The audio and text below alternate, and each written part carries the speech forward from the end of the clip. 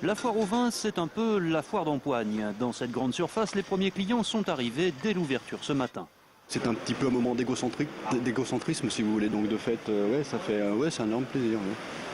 Vous avez acheté quelle quantité là aujourd'hui? Là, j'ai acheté pour le moment, je suis à 24, petite quarantaine de bouteilles.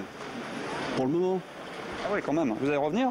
Non, je pense pas. Non, je fais un one shot. Et non. Après, j'ai un budget, donc si vous voulez, je me limite à ce budget-là. C'est pas indiscret de vous le demander votre budget? Ouais, à peu près 800 €, 800 000 € à peu près. Pour les hypermarchés, ces foires au vin rapportent gros et elles ne connaissent pas la crise. Alors en achat pour notre magasin, c'est environ 80 000 bouteilles. Et un chiffre d'affaires moyen qui a tourné entre 800 et 900 000 €. Ici, on trouve essentiellement des Bordeaux dans toute la gamme, mais avec toujours un très grand nom qui fait bien sur le catalogue. Effectivement, c'est un château Yquem, c'est un vin liquoreux de Bordeaux. Là, j'ai le millésime 99 qu'on vend à 175 €. On l'a également sur la foire au vin en millésime 2005 à plus de 550 €.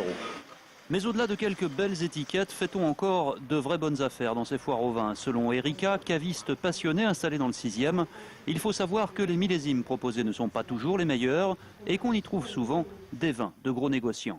Ce qu'on appelle plutôt les négociants manipulateurs en fait. Et là, souvent, ils peuvent acheter dans plein de lieux différents et faire une quantité importante de raisins. Forcément, la qualité est souvent un peu moindre puisque forcément, ils font du volume.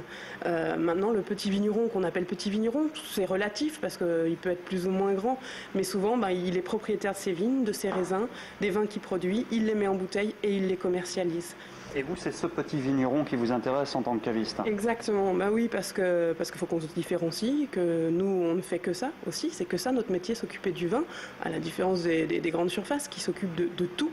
Et voilà, donc nous, on essaye d'être plus pointus, avec plus d'histoires à raconter. Car le vin reste une histoire de terroir et d'hommes qui le fabriquent. Sur ce terrain-là, le caviste de quartier ne craint pas la concurrence des foires au vin.